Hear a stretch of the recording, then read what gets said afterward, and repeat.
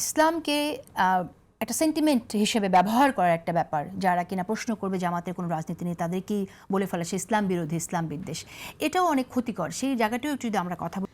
ফেসিবাদ, যেহেতু আজকে আমরা ফেসিবাদ থেকে মুক্ত হওয়ার ব্যাপারটা নিয়ে যেহেতু আমরা আজকে আলোচনা করছি, দেখেন আজকে আমি যে অনুষ্ঠানে ছিলাম যেটা নিয়ে আমরা আলোচনা করলাম, এখানে আরেকটা ব্যাপার হয়েছে, কিন্তু যখন সবাই স্বাধীনভাবে মত প্রকাশ করতে পারবে কিনা, সরকারের সমালোচনা করতে পারবে কিনা, এটা নিয়ে যখন প্রশ্ন করতেছিল এবং গণ অভ্যুত্থান নিয়ে একটা প্রশ্ন করতেছিল, তখন কিন্তু আজকের আলোচনায় বিএনপির চেয়ারপারসন তারেক রহমান একটা কথা বলছে, কোনোভাবেই 5 তারিখের আগের বাংলাদেশে ফেরত যাওয়ার সুযোগ সম্ভব নাই।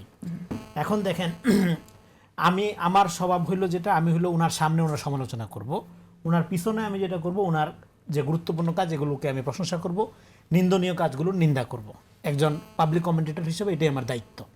তো আজকে আমি একটা নতুন জায়গা দেখতে পেলাম রাজনীতির, বয়ানের রাজনীতির, সেটা হলো গণ অভ্যুত্থানের আকাঙ্ক্ষা এটা আউট অ্যান্ড আউট ফেল করেছে।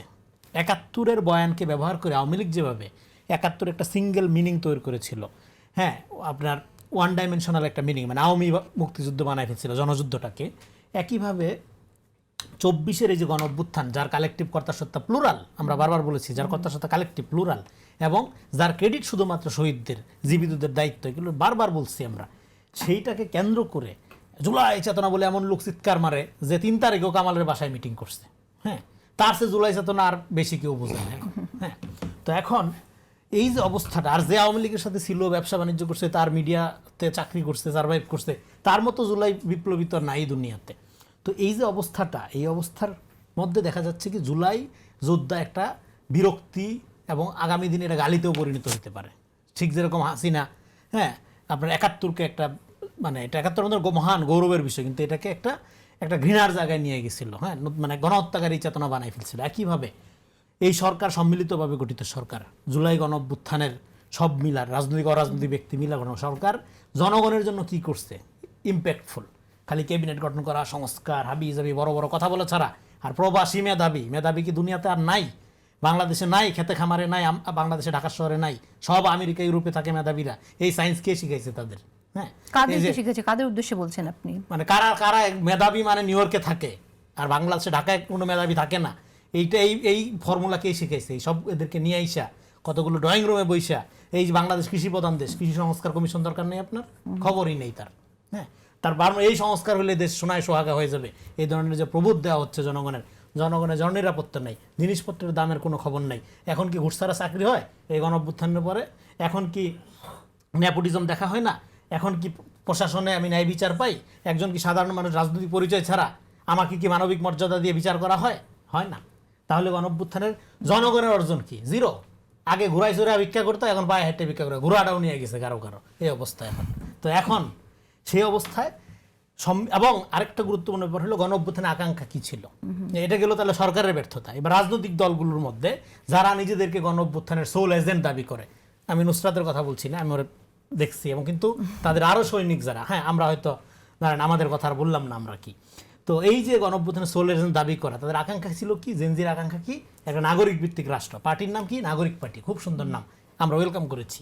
তারপরে তারা যাচ্ছে কোথায়? জোটে এবং ভোটে একটা ইডিওসেন্ট্রিক পার্টির সাথে, মতাদর্শবাদী পার্টির সাথে, যে পার্টির সাথে জোট করার কারণে, এটা তার ইলেকট্রাল জোট যদিও বলছে, জোট করার কারণে পার্টির অর্ধেক গণ অভ্যুত্থানের ফেস নাই হয়ে যাচ্ছে, মানে পার্টি লেফট করতেছে, করার মধ্যে দিয়ে একটা সাবুকেটিং কন্ডিশন। এবং তারা মনে করছে তারা এইবার তাহলে জুলাইয়ের মালিকানা পাওয়া গেল, যেহেতু জুলাইয়ের মূল শক্তি ছাদে চলে আসছে। এই যে জুলাই বিভক্তি করার মধ্য দিয়ে এখানে গণতান্ত্রিক যে আকাঙ্ক্ষা, সেটা আপনি কীভাবে বাস্তবায়ন করবেন একটা গণতান্ত্রিক পার্টির মাধ্যমে, যে পার্টি গণতান্ত্রিক না। সে যদি সারাদিন গণতন্ত্রের কথা বললে, সে হাসিনার চেয়ে নিকৃষ্ট হবে ক্ষমতা পাইলে, আমি বাজি ধরে বলতে পারি এটা, কারণ ডেমোক্রেসির নাম ধরেই ফ্যাসিজম আসে। তাইলে এখন এইখানে একটা মধ্যপন্থার মূল্যবোধ ভিত্তিক, যেখানে মানুষের মর্যাদাবোধ প্রতিষ্ঠিত হয়, এরকম একটা রাজনীতির জন্য এরকম একটা দল, যে দলে আপনি যেই মতাদর্শীরই হই, আমার নাগরিক মর্যাদা এনশিওর করবে, সেই রকম একটা রাজনৈতিক প্রতিষ্ঠান হিসাবে, হ্যাঁ হারাধনের একটি ছেলে বেঁচে আছে একমাত্র বিএনপি। হ্যাঁ, বিএনপি সব ভালো তা না, প্রশংসা করতে হবে তা না, তারেক রহমানকে মাথায় দিলে নাচতে হবে তা না, সমালোচনা করবেন। কিন্তু আমি বলতেছি এই যে গণতান্ত্রিক প্রতিষ্ঠান, দল না কিন্তু প্রতিষ্ঠান আকারে বিএনপির এখন এতদিন তারেক রহমান অ্যাক্টিং চেয়ারম্যান ছিলেন, দল পরিচালনা করছে, একটা গণঅভ্যুত্থানের নেতৃত্ব দিচ্ছে, ওনার সফলতা নিয়ে প্রশ্ন নেই, বিএনপির পরীক্ষায় পাস। তারপরে বেগম জিয়া মারা গেলেন, উনি দলীয় সংবিধানের 7 ধারা অনুযায়ী এখন চেয়ারম্যান হইলেন গতকাল। চেয়ারম্যান এখন একটা বিএনপির একটা লিগেসি আছে, এই কথাটা বলি নাই, ওনার সামনে বলিনি, আজকে বলতেছি। বিএনপির যিনি চেয়ারপারসন হন উনি আর বিএনপির থাকেন না, উনি বাই ডিফল্ট জাতীয় নেতা হয়ে যান। উদাহরণ জিয়া রহমান, বেগম খালেদা জিয়া। ফলে জাতীয় নেতার পথে উনি পাড়া দিয়ে ফেলছে চেয়ারম্যান হওয়ার মধ্যে দিয়ে। ফলে এবং আজকে দাঁড়ায় কিন্তু উনি কি বলছে, একটা বলছে 5 তারিখের আগে যাওয়া যাবে না, আর একটা বলছে অনেক কথাই বলছে, যার মধ্যে আমি নোটেবলগুলো বলতেছি। আরেকটা বলছে যে প্রতিযোগিতা যেন প্রতিদ্বন্দ্বী মানে প্রতিহিংসায় রূপ না নেয়। তাহলে প্রতিযোগিতা থাকবে এবং সর্বদলের একটা ঐক্যের ভিত্তিতে উনি রাজনীতির কথা বলছেন। এখন এই যে তাহলে গেল কি, অ্যাক্টিং চেয়ারপারসন টু চেয়ারপারসন একটা জার্নি, অ্যাক্টিং চেয়ারপারসন টু জাতীয় নেতা একটা জার্নি। এইবার জুলাই আপনি ঠিকাদার আর সব জুলাইয়ের গাদ্দার, জুলাইয়ের সরকার ব্যর্থ, জুলাই আন্দোলনকারীর মুখপাত্রগুলো মুখপাত্র মানে সামনের সারির যারা, হ্যাঁ, তাদের উপর জনগণের আস্থা নাই বললেই চলে, হ্যাঁ, একদম তলানিতে।